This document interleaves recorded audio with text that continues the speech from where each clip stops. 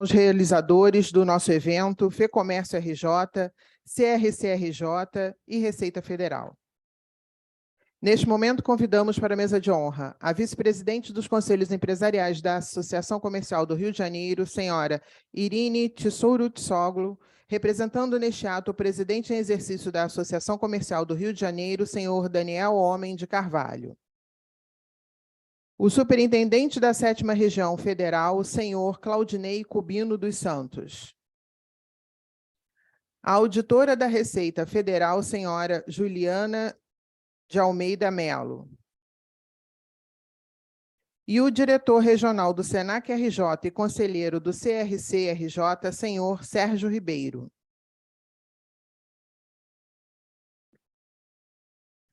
Para fazer a abertura, convidamos a vice-presidente, senhora Irine Tissourutsoglu. Bom dia a todos e a todas. Para nós da Associação Comercial, é uma grande honra estarmos aqui ao lado do senhor Claudinei Cubino, superintendente da 7ª Região da Receita Federal, ao lado da doutora Juliana de Almeida Rebelo, auditora da Receita Federal, e Dr. Sérgio Ribeiro, diretor regional do SENAC-RJ e conselheiro da SENAC, representando o Dr. Samir Neme, presidente do CRG-RJ, ao lado de todos vocês, com esse quórum qualificadíssimo de pessoas que estão aqui nos prestigiando nessa manhã, e também todos os outros que estão via online nos assistindo no YouTube. Reitero aqui aos senhores que toda essa programação estará disponível online pelo YouTube. Podem encaminhar aos demais, compartilhar esse vídeo, esse link. E aqui vamos tratar de um tema hoje, aqui na nossa casa, sobre esse programa Litígio Zero, um programa que nos é tão caro e tão importante para as empresas, para a sustentabilidade, para equalizar os números de tantas e tantas empresas.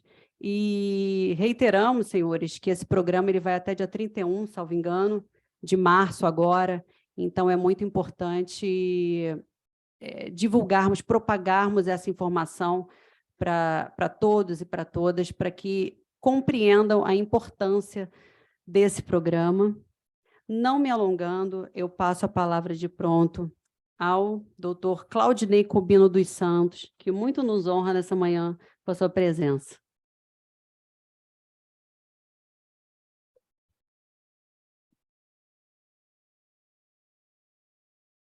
Bom dia a todos. Cumprimento a senhora Irine Tissourutsoglu, vice-presidente dos Conselhos Empresariais da Associação Comercial do Rio de Janeiro. Cumprimento o senhor Sérgio Ribeiro, diretor regional do SENAC e conselheiro do CRC, representando o Dr. Samir Neme, presidente do CRC-RJ. Cumprimento a colega auditora fiscal Juliana de Almeida Melo, representante da equipe nacional de transação tributária. Cumprimento aqui o colega Osvaldo também, auditor fiscal Osvaldo, que é chefe da divisão de arrecadação e cobrança e direito creditório da 7ª Região Fiscal. Cumprimento a todos os presentes, senhoras e senhores. É uma honra para mim estar aqui presente, é um primeiro evento que eu faço assim no Rio de Janeiro com essa magnitude de ter essa oportunidade de contato direto com o empresariado do Rio de Janeiro. E gostaria de dizer nas minhas palavras iniciais que esse programa Litígio Zero, ele é mais do que, na apresentação vai ficar muito claro, não só um programa de redução de litígios fiscais, né? Redução de litígios, mas também tem uma vertente de autorregularização no que diz respeito ao imposto de renda, pessoa física, principalmente. Então, não só redução de litígio, como também autorregularização. E está numa diretriz institucional, alinhada com um propósito institucional da Receita Federal do Brasil, que é fomentar a conformidade tributária. Nós queremos passar para a sociedade, para todo empresariado, que a Receita que é mudar de paradigma, sair daquela visão de só fiscalizar, de autuação, e ter uma visão de um fisco orientador, um fisco facilitador ao cumprimento da obrigação tributária. Então, em todos os aspectos, em todas as nossas atividades na Receita Federal, a gente vem buscando a conformidade para aqueles que estão com intenção de cumprir as obrigações tributárias, tanto principais quanto acessórias. E reservar o nosso enforcement para combater os fraudadores, aqueles que realmente não desejam cumprir mediante as orientações, e aqueles devedores contumazes. Mas a grande maioria do empresariado que deseja cumprir suas obrigações, o papel da Receita é facilitar, orientar e transacionar, ajudar a cumprir e permitir a autorregularização antes de um procedimento fiscal. E isso está posto nesse programa Litígio Zero, e é permissível até contribuintes que já estão sob procedimento fiscal em curso, que perderam a espontaneidade, e que a MP veio trazer essa possibilidade de autorregularização e pagamento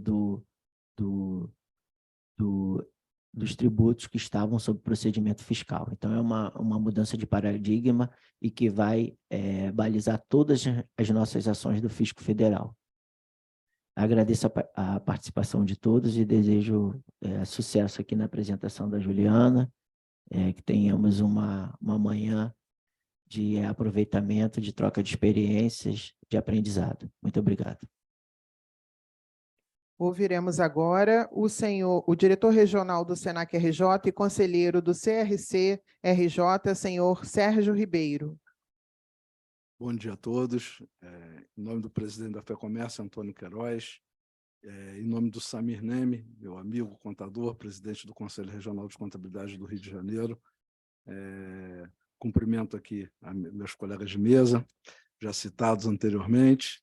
É com muito prazer que eu estou aqui, porque eu estou com dois chapéus, né? O chapéu de contador e o chapéu de diretor regional do Senac. É muito importante essa iniciativa da Receita. Estava contando aqui para o Claudinei, né? Eu tenho 42 anos no escritório de contabilidade e a gente nunca teve um diálogo tão franco, tão aberto com a Receita Federal, né? No sentido de trazer regularização para as empresas, para as pessoas físicas, oportunidade das empresas se livrarem daquelas amarras que ficavam atreladas a elas, não só empresas, né, como pessoa física. Esse programa também se estende às pessoas físicas.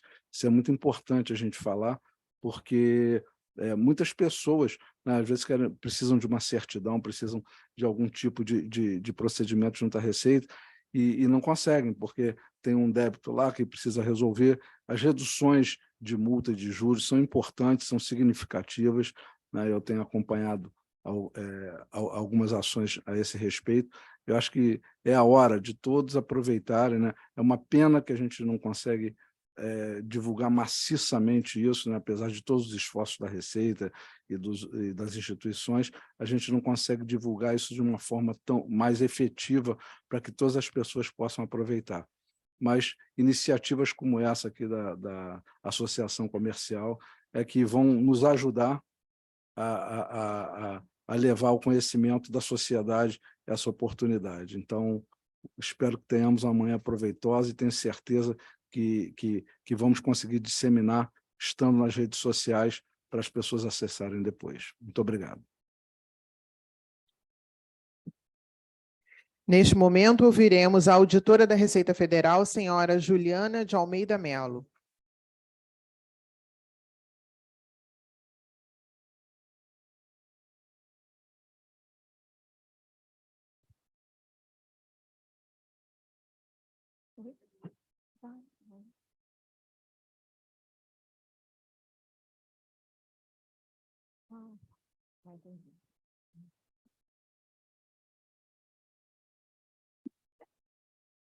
Bom dia a todos.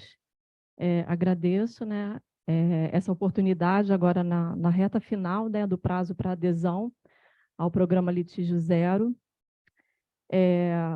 Eu fiquei tentando falar o nome da doutora Irine Tsourotsoglu, e eu brinquei que aprender a falar o nome grego, né? Mas aqui a gente vai tentar falar o português mais claro possível, para a gente tentar tirar todas as dúvidas, né, de vocês. Bom, o programa Litígio Zero, ele...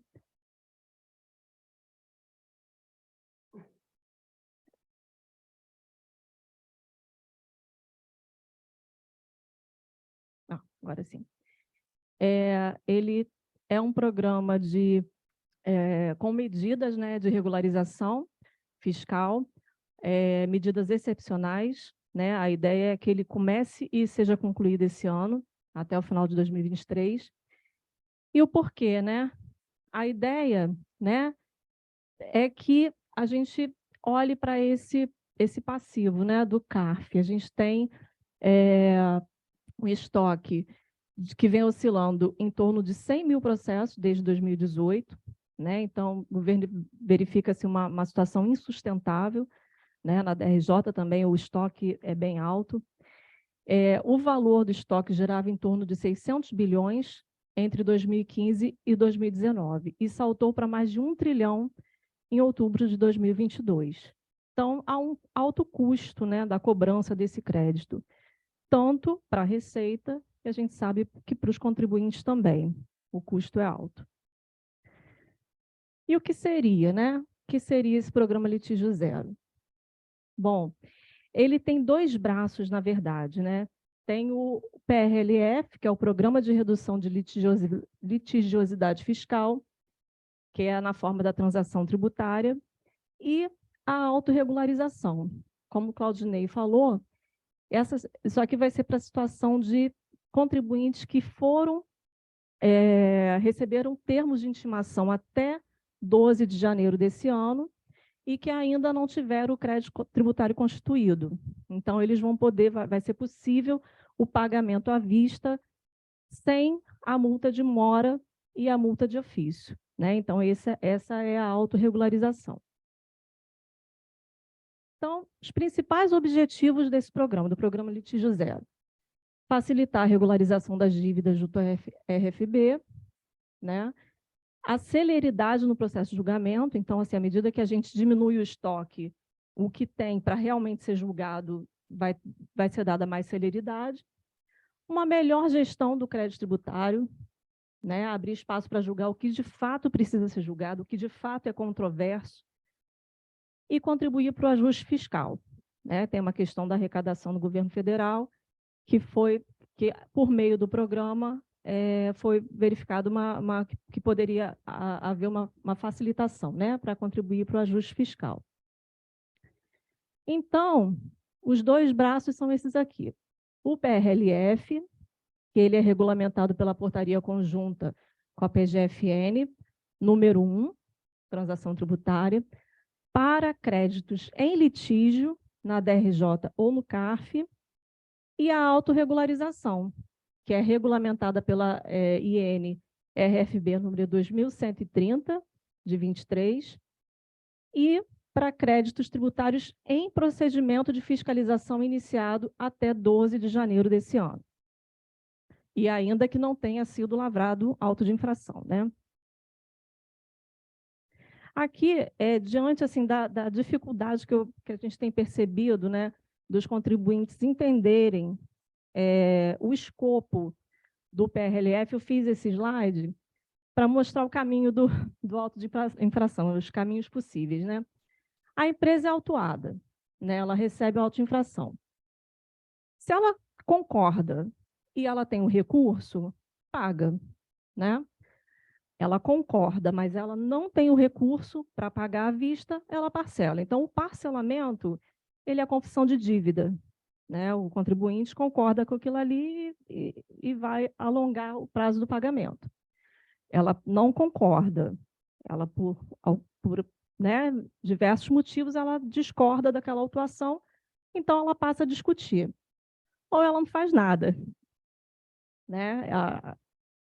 por também diversos motivos, a empresa não se movimenta. O que acontece? A discussão, em primeira instância, ela vai para a DRJ, né? Nosso primeiro órgão de julgamento.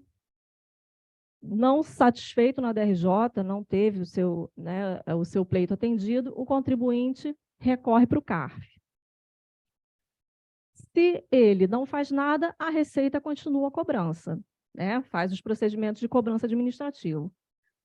Feitos os procedimentos de cobrança, ainda não se chega ao recebimento daquele valor, né, cobrado, a Receita manda prescrição endividativa. Então, essa daqui já começa uma primeira discussão, uma primeira dificuldade, que a gente tem recebido pedidos de transação na Receita de créditos inscritos em endividativo da União.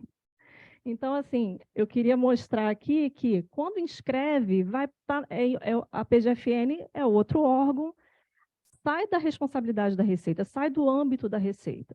Tá? Então, se o contribuinte quiser transacionar créditos inscritos em dívida ativa, ele vai fazer a transação na PGFN.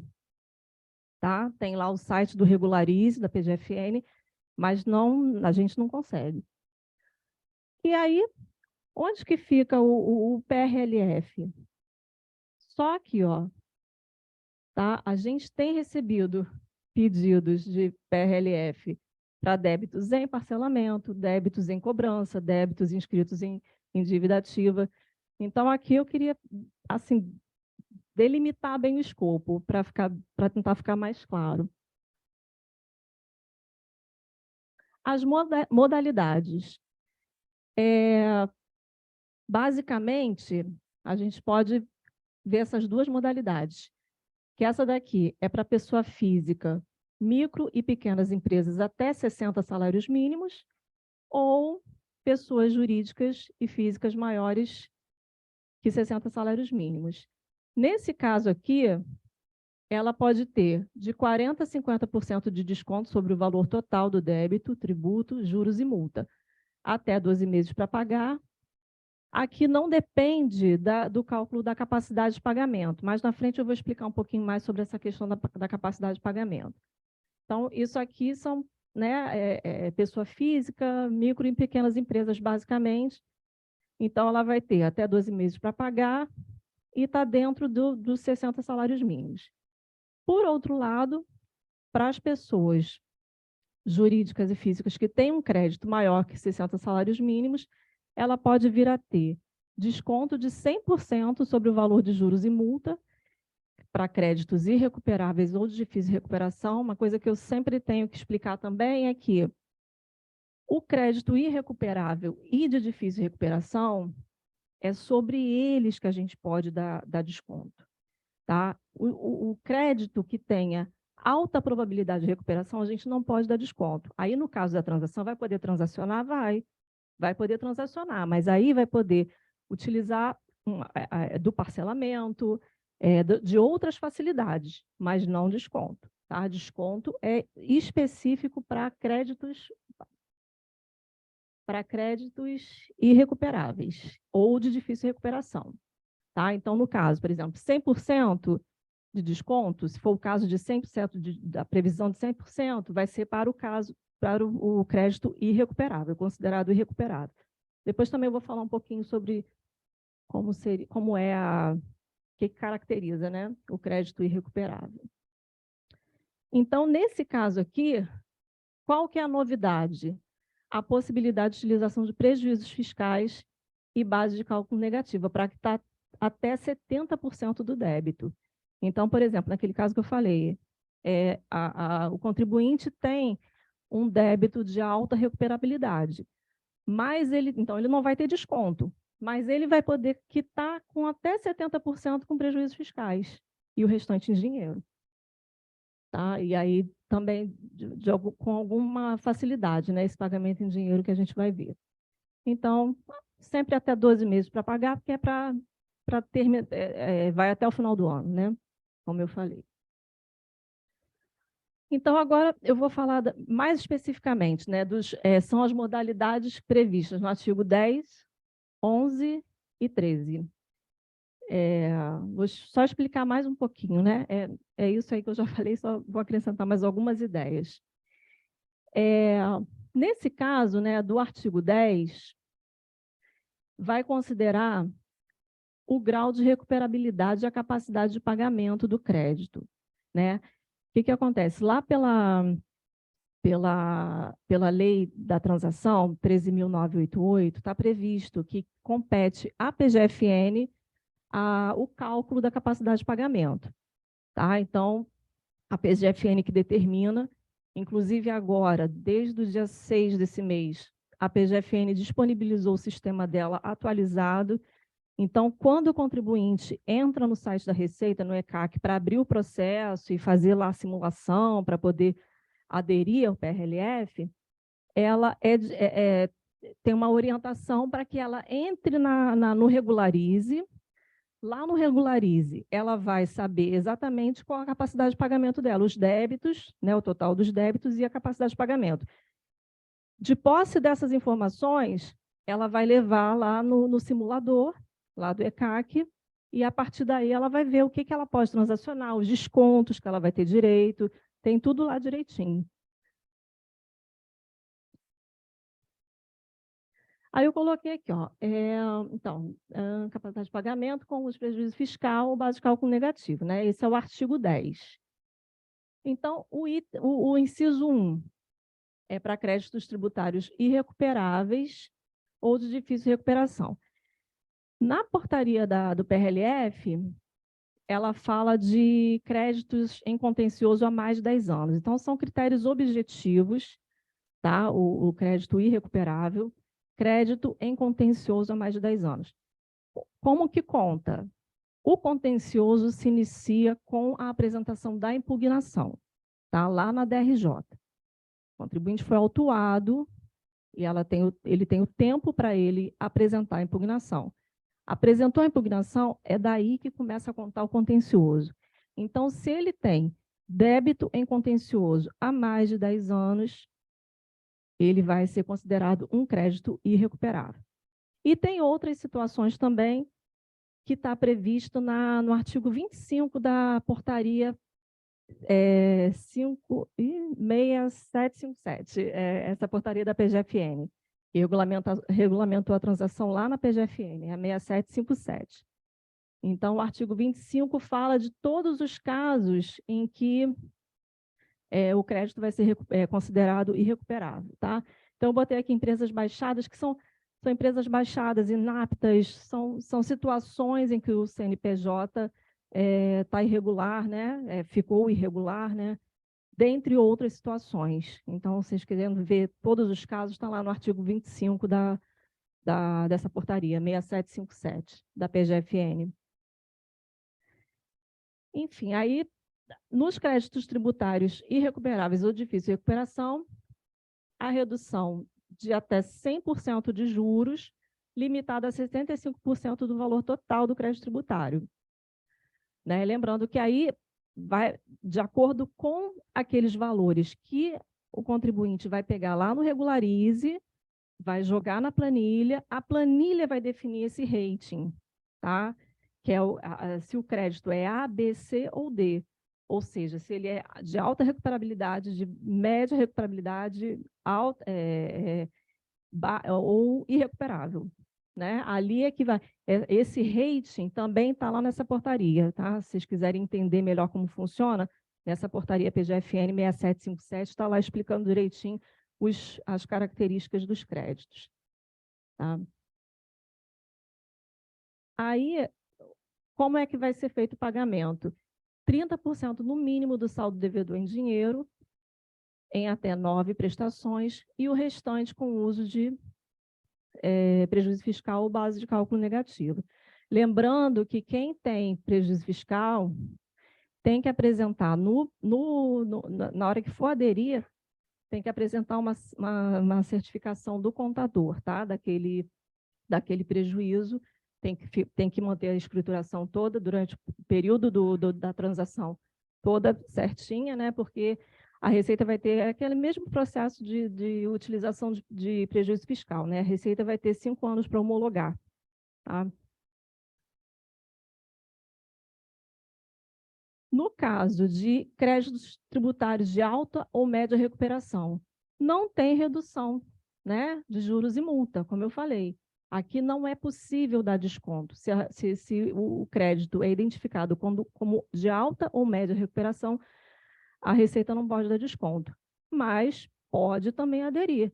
Ele vai pagar 48% no mínimo do saldo devedor em dinheiro, em até 9 prestações, e o restante com uso de prejuízo fiscal. Então, é uma oportunidade de uso do prejuízo fiscal. Você vê aqui 52% e aqui até 70%. Né?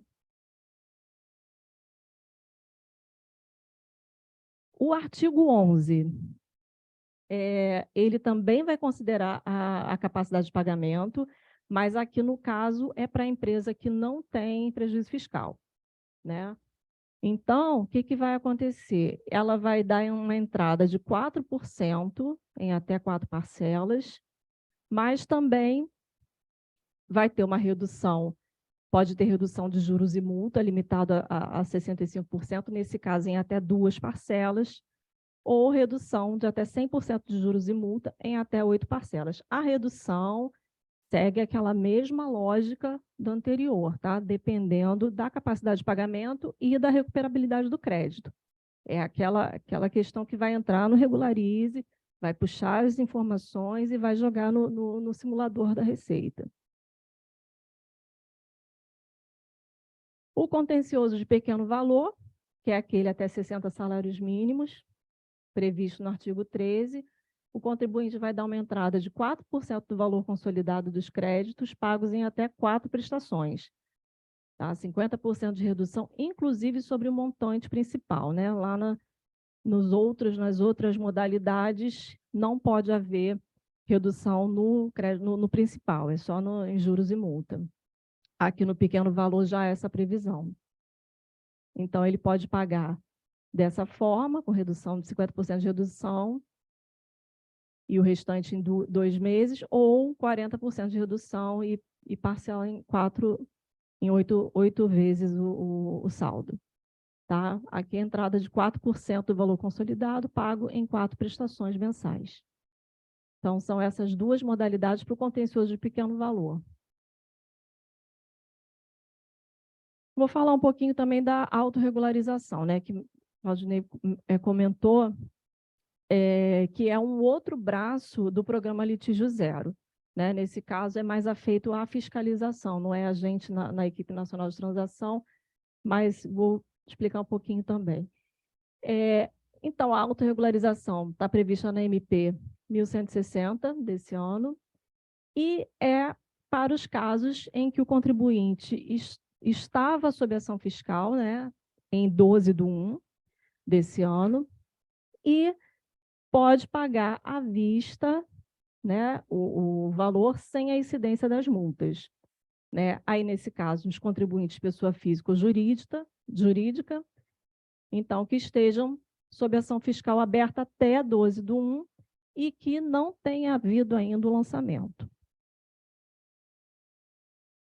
Como eu sei se estou sob ação fiscal?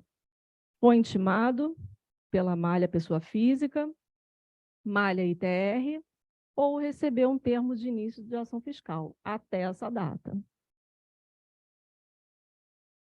Não pode aderir contribuinte do Simples, tá? Empresas do Simples, nem aqui, nem no PRLF.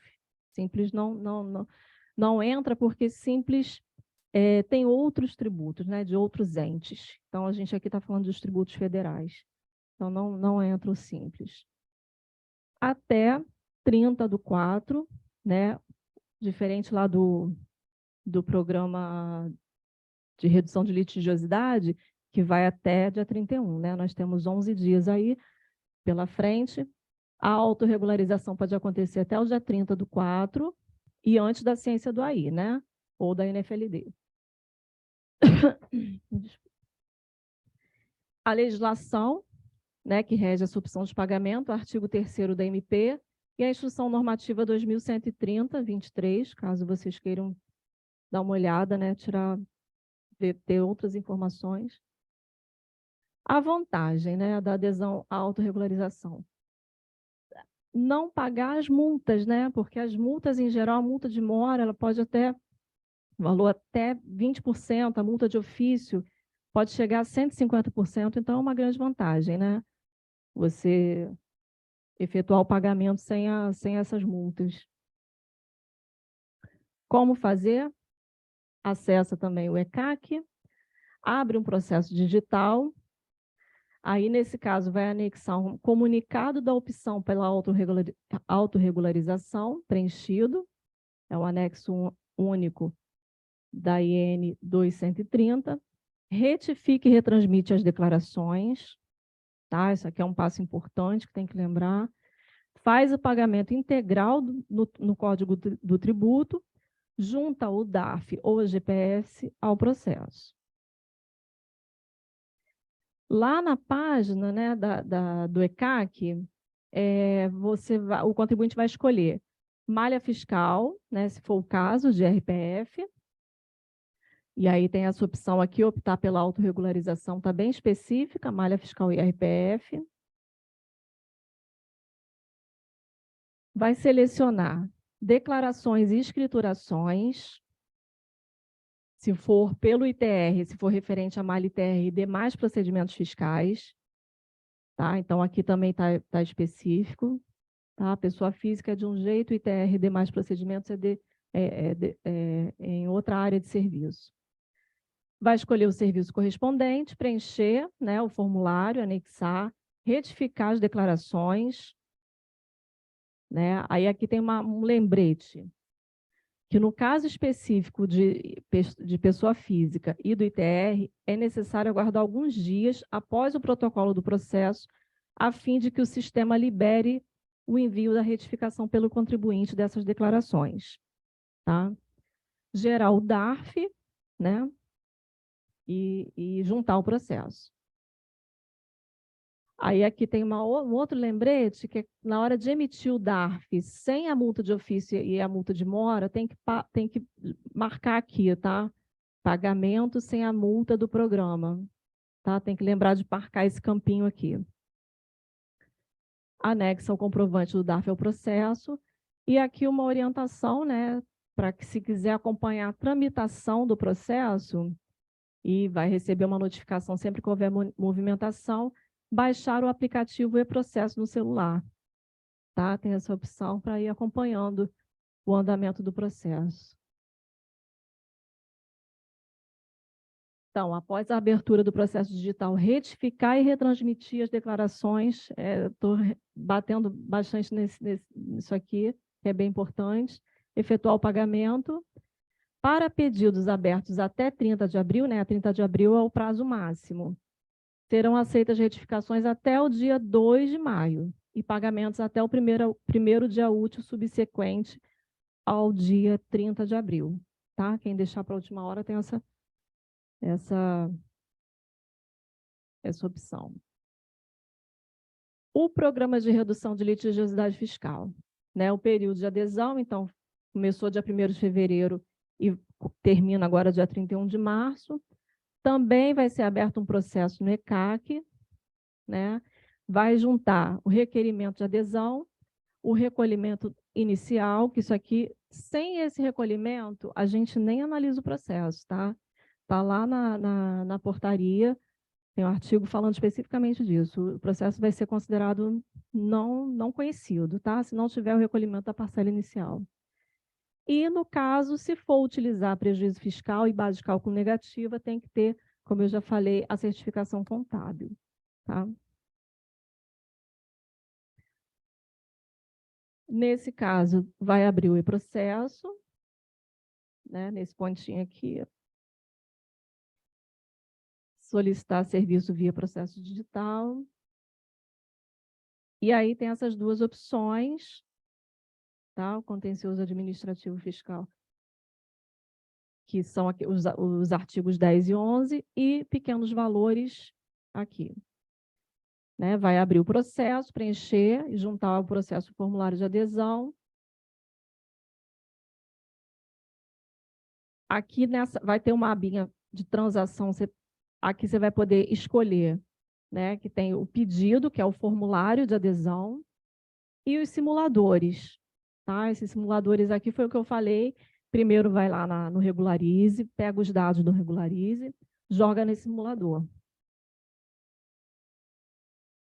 Aqui é o simulador, tá? Aqui tem, tá bem assim, bem legal. Ele tem um vídeo explicando o preenchimento, tem as normas, tá? Aí vocês vão preenchendo por essas abinhas aqui, tá vendo? Os quesitos, que ali você vai ter que ir preenchendo sim ou não, de acordo com o que está sendo perguntado. Os débitos, a CAPAG, isso aqui tudo são dados que são fornecidos pela PGFN e vocês vão jogar aqui nesse simulador. Aí a orientação, baixe os simuladores para calcular as condições de pagamento, né? Os pequenos valores, artigo 13, e os demais, 10 e 11. O valor total dos débitos e a capacidade de pagamento necessários para o uso no simulador foram enviados para a Caixa Postal. Nós enviamos, tá? Bastante coisa. No entanto, agora a gente está orientando, dando essa orientação, porque lá na PGFN está atualizado, tá? Uma dúvida que estão tendo não recebi, é porque eu não tenho direito? Não.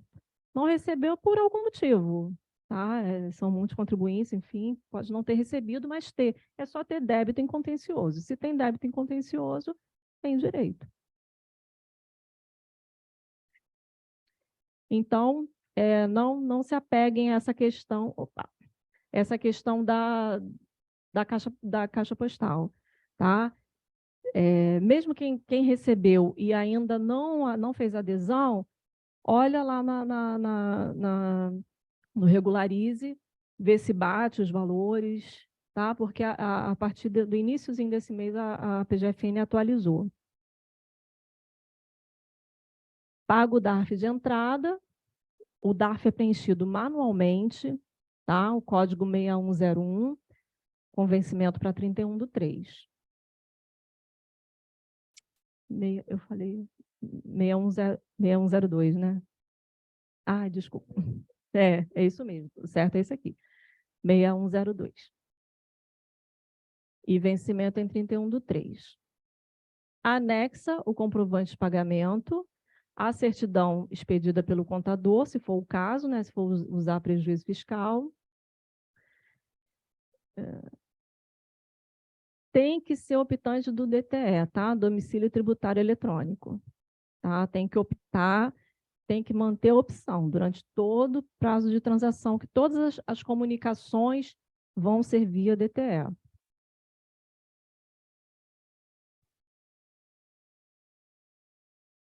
E a mesma orientação, se quiser, né, baixa o aplicativo e-processo, que aí acompanha do celular mesmo, né? É uma facilidade aí. E é isso, aí eu abro para as dúvidas que tiverem, né, para as perguntas. Minha primeira dúvida é a seguinte, por exemplo, quem tem débito parcelado, né, tá adimplente, né, tá em dia com parcelamento, também pode fazer adesão ou só para quem não tem quem não está adimplente? Então, o parcelamento, a ideia atual, tá? Futuramente pode ser até que mude. Há uma ideia de se abranger mais coisas na transação, mais possibilidades de créditos, né? Do crédito em outros momentos, mas atualmente é só para débitos que estejam em litígio na DRJ ou no CARF. Tá? Então, o parcelamento, quando o contribuinte parcela, ele reconhece aquele crédito. Então, não tem litígio, não tem discussão. Ele só não tem o recurso, como eu mostrei, ele não tem o recurso para, né, saldar aquele débito à vista, ele parcela. Mas no próprio pedido de parcelamento, você tem que reconhecer que aquela dívida... então, não há discussão. O PRLF ele é voltado para débitos que estejam sendo discutidos ou na DRJ ou no CARF.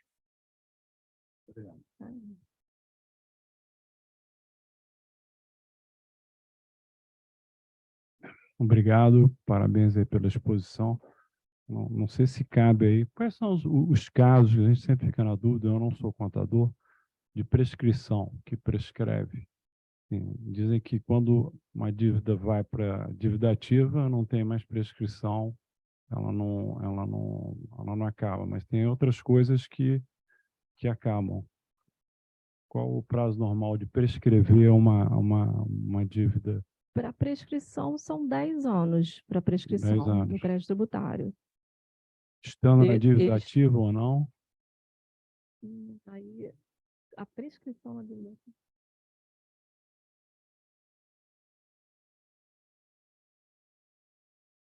São 5 anos, desculpa, eu estou lembrando de contribuição previdenciária, são 5 anos. Que você admitiu, né?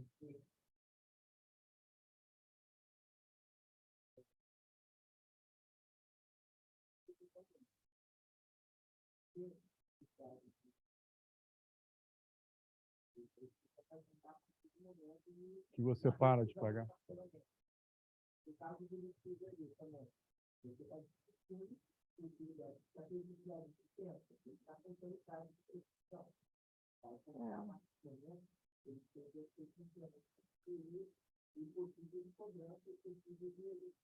Mas mesmo não.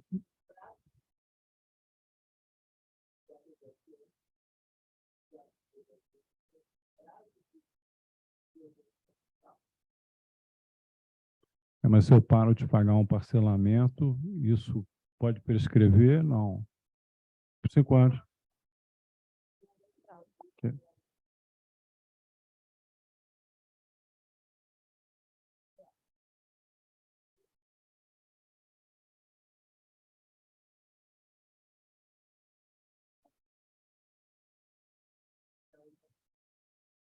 Então, ok. Agora falando. Obrigado. Eu queria só mais uma coisa, que é exato que você falou de prazo, né? Eu tive um parcelamento que eu venho pagando religiosamente, de repente me cobraram 5 parcelas que já foram pagas. Então, mostrei para o meu contador, ele está pedindo a restituição disso. Tem um prazo, porque eu pedi isso ano passado. Qual seria o prazo normal para receber isso de volta? Ficar o resto da vida aí esperando voltar.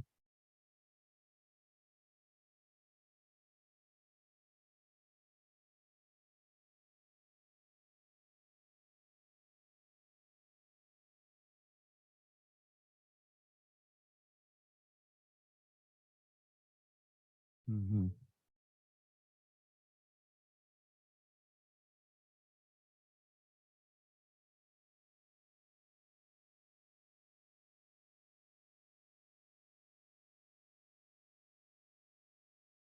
Ok, obrigado.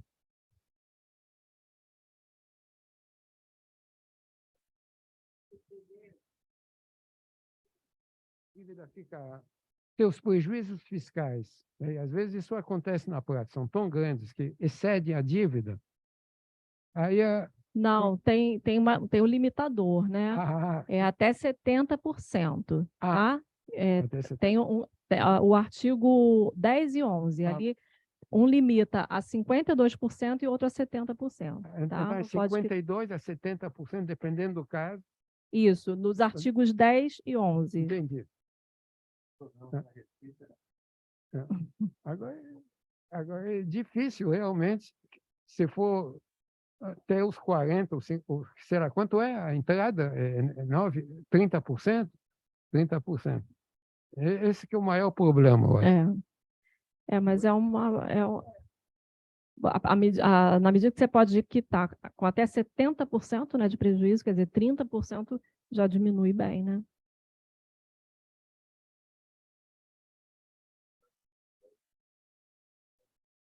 Sim, sim. O PRL, eu estou confundindo com a transação individual. A individual aceita, tá? A transação individual. PRLF não, tá? Mas na transação individual, que está aberta também, está com prazo. Não são tão favoráveis, tá? Mas lá aceita precatório. O que pode levar à rescisão dessa transação? São vários casos, por exemplo, não pagamento, né? Por exemplo, se a Receita identificar que o contribuinte está desfazendo de patrimônio, né, para não honrar. Então, são várias. Lá na portaria tem as condições de rescisão. Tá? Então, são. E para essa transação existiria algum valor mínimo? Tem o valor do DARF, não o valor do débito. Tá? Para pessoa física, R$100 o DARF, né? Cada parcela. Então, para pessoa física, R$100, para micro e pequenas empresas, 300, e pessoas jurídicas, em geral, 500. Mas para valor do débito, não tem mínimo.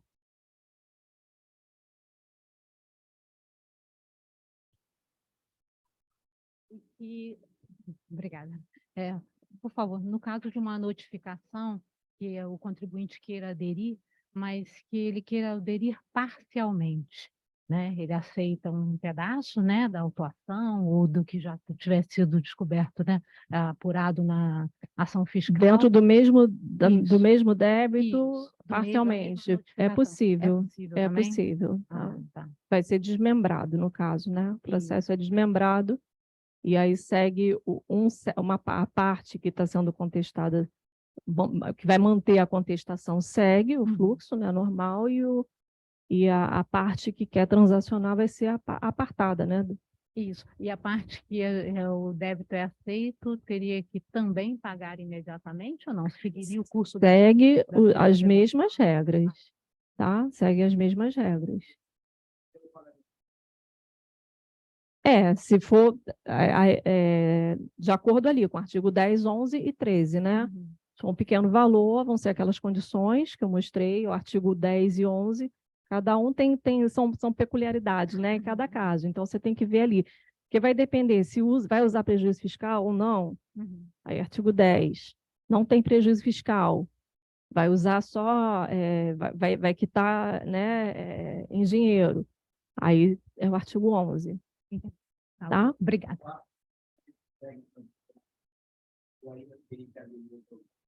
Não, então, você tem um débito, R$100.000 na DRJ.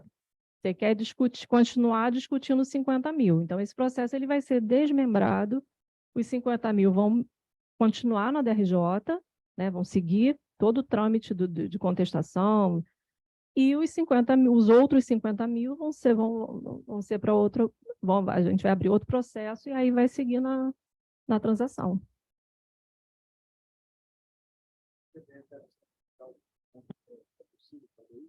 Sim, é possível, sim. Uhum. Inclusive, sim. Valores que Os valores já pagos são abatidos. abatidos. Isso, e retorna, o crédito retorna à condição inicial dele. E no caso do deferimento da falência, o crédito retorna, mas ele para a fruição de juros a partir do momento da decretação de falência. Isso aí. E o que já foi pago aí abate do crédito total. Até 60 salários mínimos. Isso. Mais perguntas? Agora pode até não surgir perguntas, mas tenho certeza que na hora que for preencher, você vai surgir várias. Apesar de estar de parabéns, porque a plataforma ela é super autodidática, né? Intuitiva, muito bem formatada ali. Eu sou uma entusiasta desse projeto de vocês de transação, então de parabéns. A ideia, né, que fosse o mais claro possível, né, a gente pensar em todas as hipóteses né, de dúvidas, de questionamentos.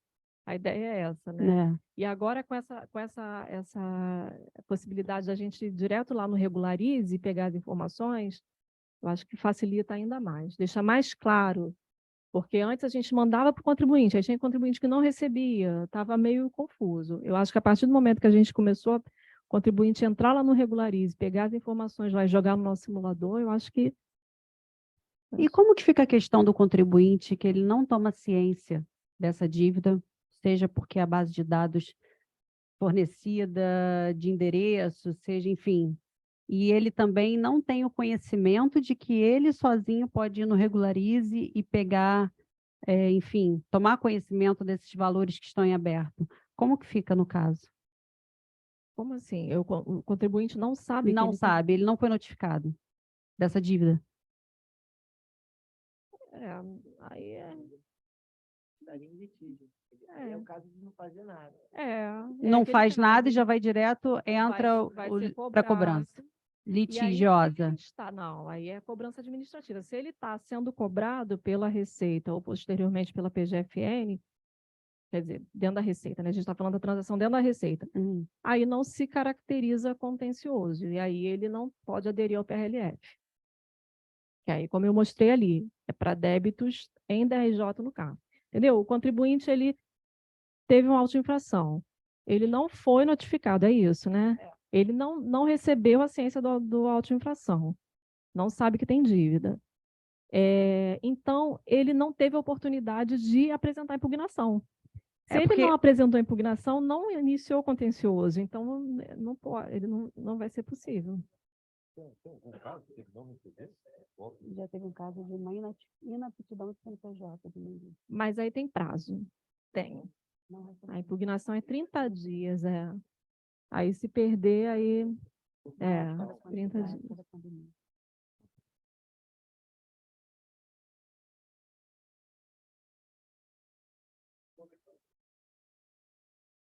Tá, muita coisa. Bastante coisa. A gente está recebendo bastante processo. Muitos, assim, a gente está... essa oportunidade da gente vir conversar também é por isso, porque muita coisa errada também, né? Tem muita coisa que o contribuinte realmente não observa, né, a norma. Muitos casos, por exemplo, de débitos que não estão em contencioso, aí não tem como aderir. Mas está tendo muita procura, sim.